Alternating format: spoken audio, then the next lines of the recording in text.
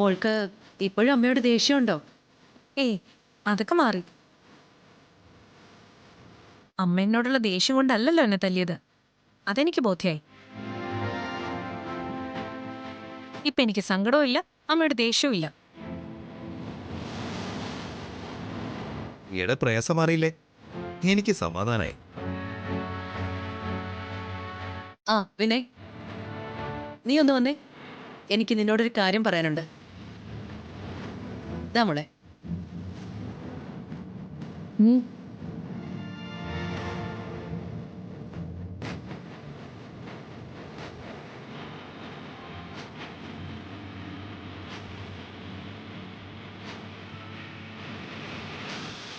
വിനയ്, നമ്മൾ കിണഞ്ഞു പരിശ്രമിച്ചിട്ടും നടക്കാതെ പോയ കാര്യമാ അറിയ കാരണം നമുക്കിപ്പോ അറിയാൻ സാധിച്ചത്.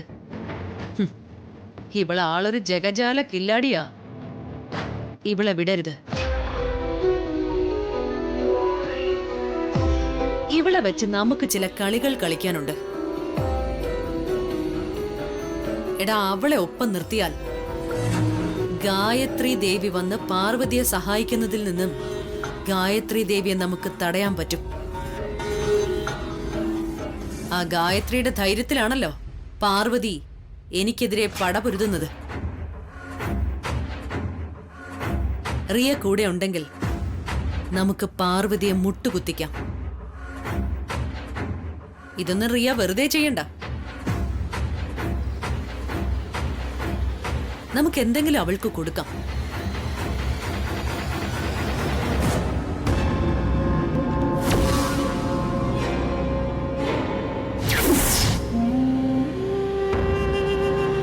ഓഹോ, പിച്ചക്കാശ് തന്നെ ഒതുക്കാനാണോ ഭാവം? പാവങ്ങൾ. റിയ ഇവർക്കറിയില്ല. നിങ്ങളും ഞാനും ഉദ്ദേശിക്കുന്ന കാര്യം വിജയകരമായി നടന്നു കഴിഞ്ഞാൽ ഈ സ്വത്തുക്കൾ എന്തു ചെയ്യണം, ആർക്കൊക്കെ കൊടുക്കണമെന്ന് തീരുമാനിക്കുന്നത് ഞാനായിരിക്കും.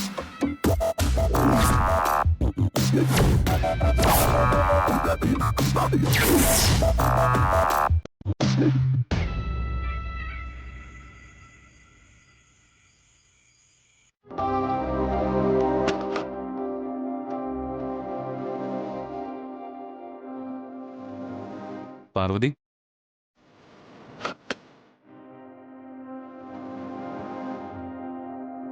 പാർവതി, ഇന്ന് താൻ അമ്മയ്ക്ക് വേണ്ടി നടത്തിയ പൂജ വളരെ നന്നായിരുന്നു. ശരിക്കും? ശരിക്കും. എന്തായാലും തൻ്റെ ഈ പൂജ അമ്മയ്ക്ക് വളരെ ഇഷ്ടപ്പെട്ടിട്ടുണ്ടാവും. അല്ല, അമ്മയ്ക്ക് ഇഷ്ടപ്പെട്ടിട്ടുണ്ടോ ഇല്ലയോ എന്ന് തനിക്ക് തന്നെ അറിയാമല്ലോ. അമ്മയ്ക്ക് ഇഷ്ടപ്പെട്ടു സർ.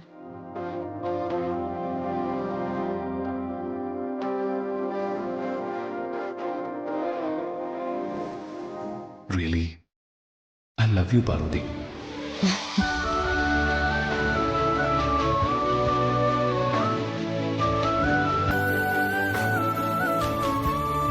ഞാൻ ഐ ലവ് യു പറഞ്ഞിട്ടും താനെന്താടോ മറുപടി പറയാത്തെ? അത്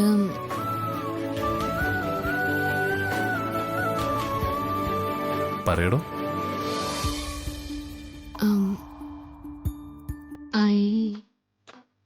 ഹായ്.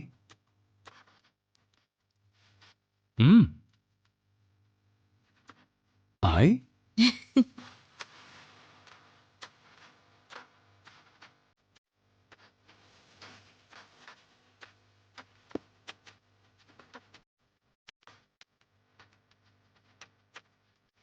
അയ്യേ, അപ്പോഴേക്ക് നാണം വന്നോ? ആ, ശരി ശരി, ഞാൻ നിർബന്ധിക്കുന്നൊന്നുമില്ല. നാണം മാറിയിട്ട് എന്നെ നോക്കിയാൽ മതി.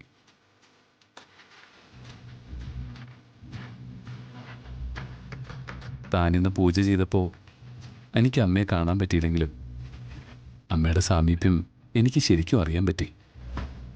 പിന്നെ റിയ കാണിച്ചത് മന്ത്രമോ തന്ത്രമോ അതെന്ത് തന്നെയായാലും അമ്മയുടെ രൂപം നിഴലായി ചുമരിൽ തെളിഞ്ഞത് നന്നായി.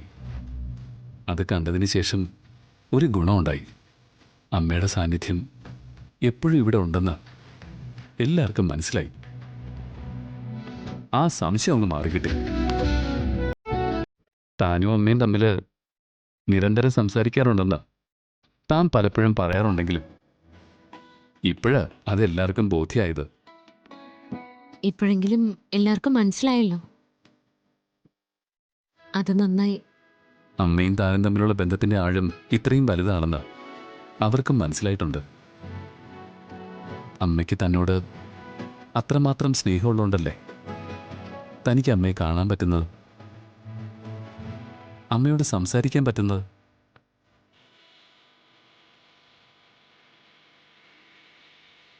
പാർവതി,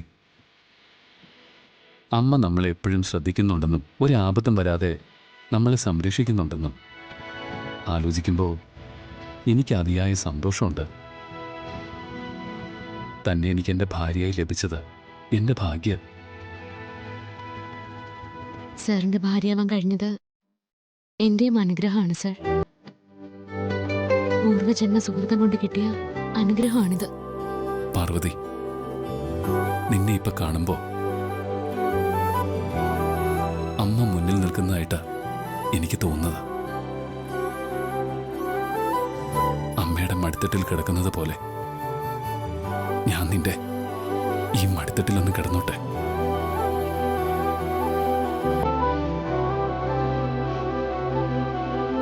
താനിരിക്കാം.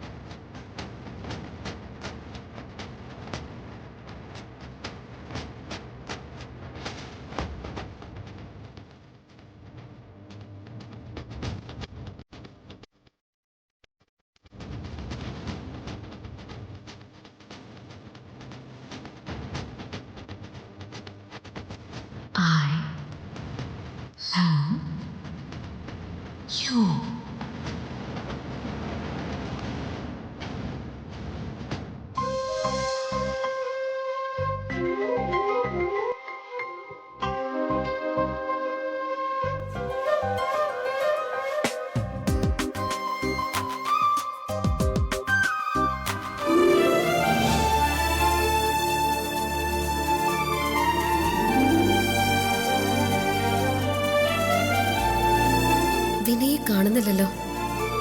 ശ്ശേ, ഇനി എപ്പോഴാ വിനയ് വരുന്നത്?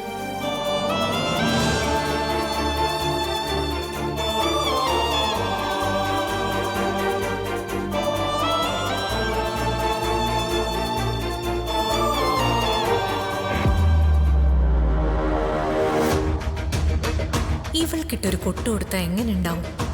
നല്ല രസമായിരിക്കും.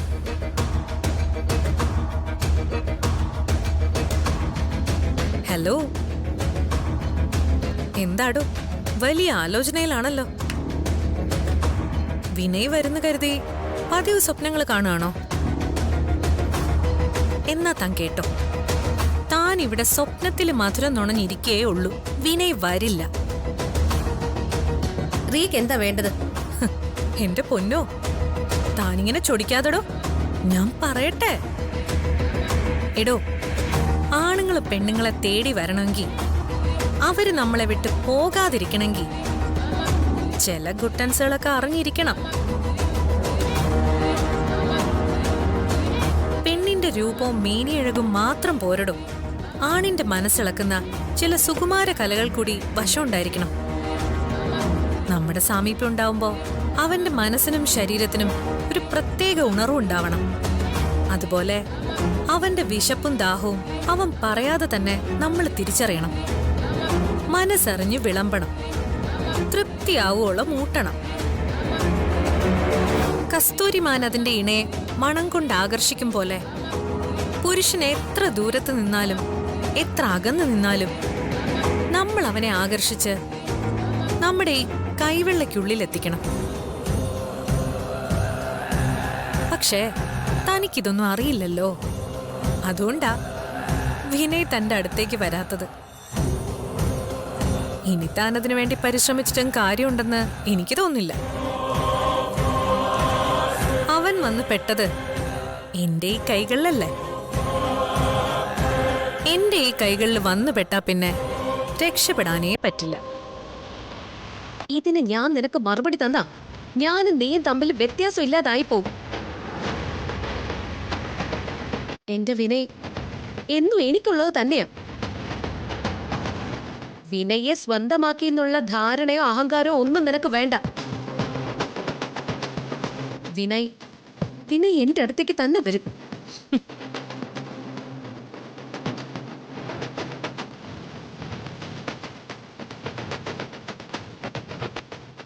Good night.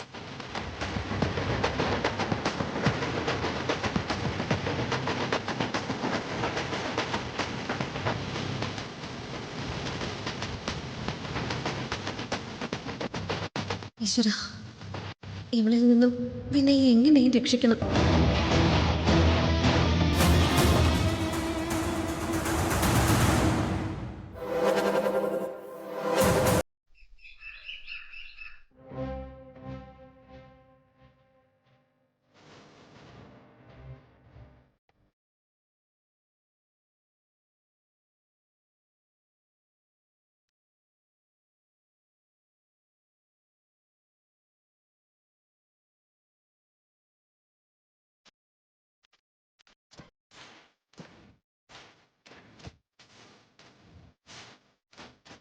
സർ, സാറിന് ചായ എടുക്കട്ടെ? ഏയ് ഇപ്പൊ വേണ്ട.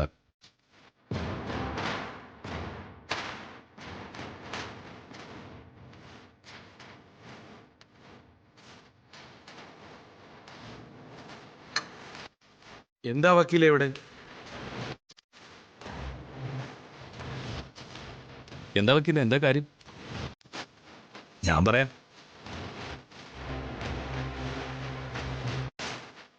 വക്കീലിനെ ഞാനാ വിളിച്ചോണ്ട് വന്നത്.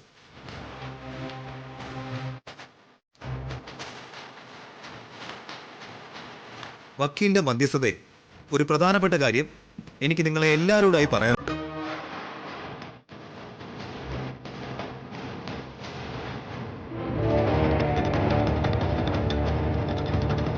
വിനയ്, നിനക്ക് എന്ത് കാര്യവും ഞങ്ങളോട് തുറന്നു പറയാമല്ലോ. അതിനെന്തിനാണ് ഈ വക്കീലിന്റെ മധ്യസ്ഥത?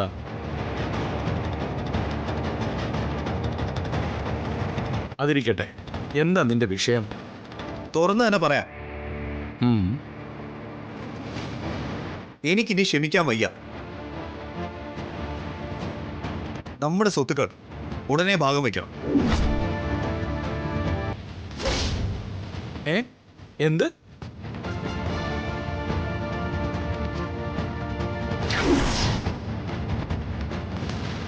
എന്നിട്ട് എനിക്ക് കിട്ടാനുള്ളത് എത്രയും പെട്ടെന്ന് എനിക്ക് കിട്ടണം.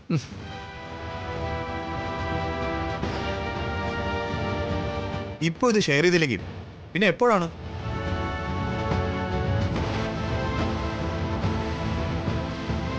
എല്ലാം നിയമപരമായി അതിന്റെ വഴിക്ക് തന്നെ നടക്കണം. അതുകൊണ്ടാണ് ഞാൻ വക്കീലിനെ കൂട്ടിക്കൊണ്ട് വന്നത്.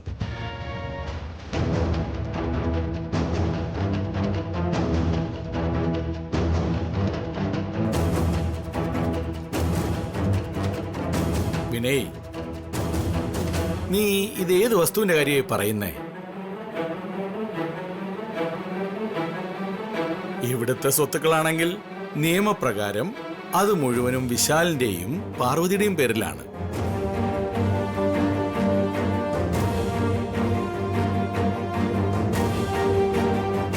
നിനക്കോ മറ്റുള്ളവർക്കോ അതിൽ അവകാശമില്ല.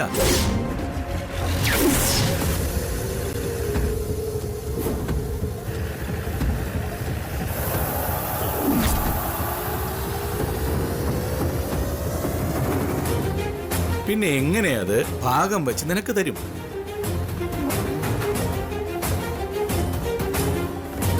ദേ, പറയുന്നത് കൊണ്ട് ഒരു വിഷമവും തോന്നരുത്. നീ പ്രഭാവതിയുടെ മകനാ, എന്റെ മകനല്ല.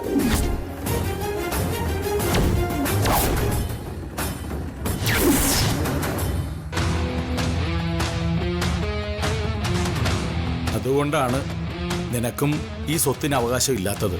ഗോപിയേട്ടാ, ഹ, പ്രഭാവതി, നിനക്കും ഇത് അറിയാവുന്നതല്ലേ? നീ എന്താ ഇതെല്ലാം മക്കളെ പറഞ്ഞ് മനസ്സിലാക്കാത്തത്? അമ്മ ഒന്ന് പറഞ്ഞ് മനസ്സിലാക്കി തരണ്ട. ഇങ്ങനൊരു സംസാരം ഒരു ദിവസം ഇവിടെ ഉണ്ടാവുമെന്ന് എനിക്ക് ഉറപ്പായിരുന്നു.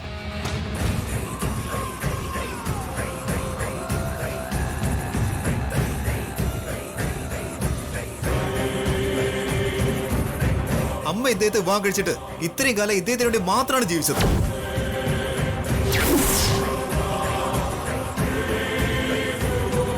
അതുകൊണ്ട് ഞങ്ങൾ മക്കൾക്ക് എന്ത് പ്രയോജനം ഉണ്ടായി?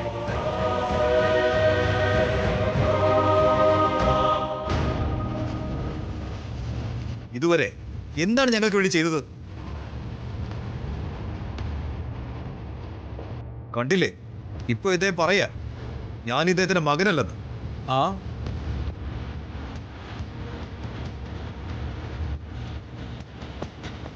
അമ്മയ്ക്ക് അത് കേട്ടപ്പോ സന്തോഷായില്ലേ? തൃപ്തിയായില്ലേ? വിനയ്, ഞാനൊന്ന് പറയട്ടെ വിനയ്. എനിക്കൊന്നും കേൾക്കണ്ട. അല്ല, അമ്മയ്ക്ക് നാണമില്ലേ? എന്തിനാണമ്മേ ഒരു പ്രയോജനം ഇല്ലാതെ ഇദ്ദേഹത്തിന് വേണ്ടി ഇങ്ങനെ ജന്മം പാഴാക്കുന്നത്?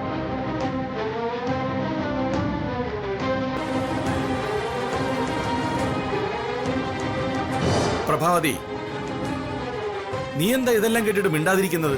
ഗോപിയേട്ടാ, ഞാൻ വിനയ്, ഇപ്പൊ എന്താ ഇങ്ങനൊരു സംസാരം?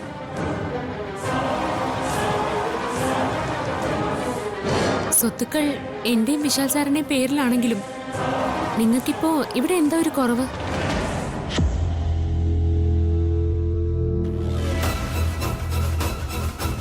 എന്തിനാ വെറുതെ പ്രശ്നങ്ങളൊക്കെ ഉണ്ടാക്കുന്നേ? അതെ, ഞാൻ എന്റെ അവകാശമാണ് ചോദിക്കുന്നത്. എനിക്കത് കിട്ടണം. വിനയ്, സംസാരം നിർത്ത്.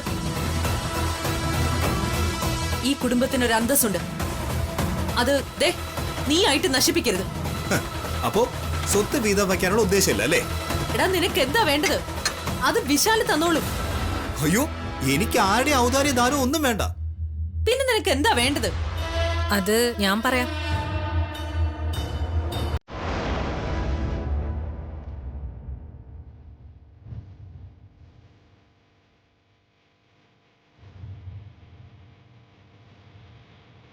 ശരിക്കും ഇവിടുത്തെ സ്വത്തുക്കളുടെയൊക്കെ പരമ്പരാഗത അവകാശി ഗോപി അങ്കിളിന്റെ വൈഫ് ഗായത്രി ആന്റിയാ.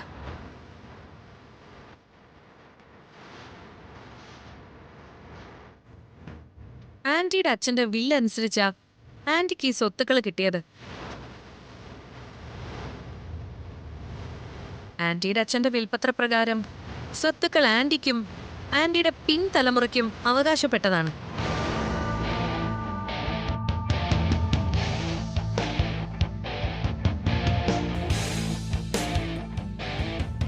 ആ അവകാശം എങ്ങനെയാണ് ഭാഗം വെക്കേണ്ടതെന്നും ആന്റിയുടെ അച്ഛൻ വിൽപത്രത്തിൽ കൃത്യമായിട്ട് തന്നെ എഴുതി വെച്ചിട്ടുണ്ട്.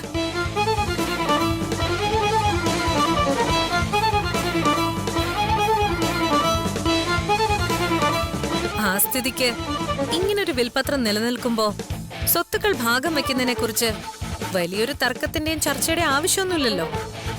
വിൽപത്രപ്രകാരം അതങ്ങ് ഭാഗം വെച്ചാ പോരെ.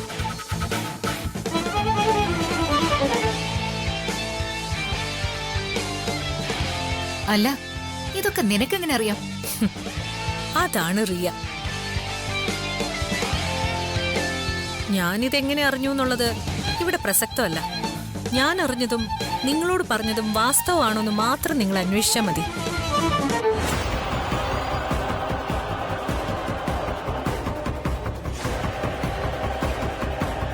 വക്കീലെ, ആ വിൽപത്രം ഇങ്ങെടുത്തേ.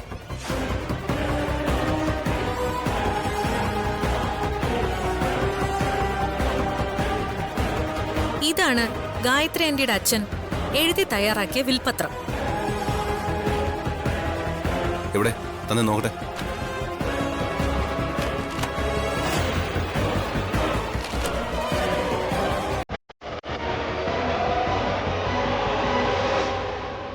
ഈ വിൽപത്രം അനുസരിച്ച് സ്വത്തുക്കളുടെയൊക്കെ അവകാശി വിശാലട്ട മാത്രമോ?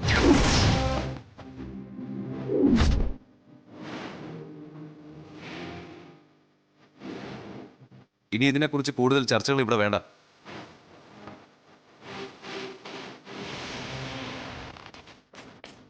വക്കീലെ, കാര്യങ്ങൾ കൃത്യമായി പറഞ്ഞു കൊടുക്ക്. വിപിൻ മനസ്സിലാക്കിയതൊന്നും ശരിയല്ല.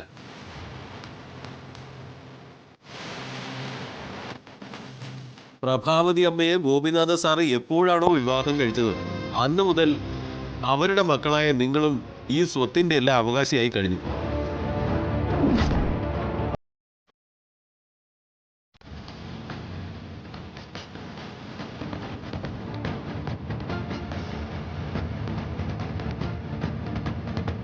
നിയമവും ലോജിക്കും അതാണ്.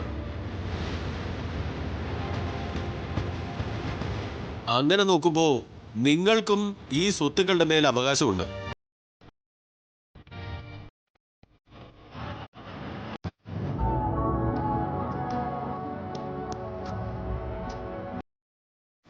ശരിക്കും പറഞ്ഞാൽ നിങ്ങൾക്കാർക്കും ഈ സ്വത്ത് ലഭിക്കില്ല. ഈ സ്വത്ത് ഭാഗം വയ്ക്കണമെങ്കിൽ വിശാൽ ഉൾപ്പെടെ നിങ്ങൾ 3 പേർക്കും കുഞ്ഞുങ്ങൾ ജനിക്കണം.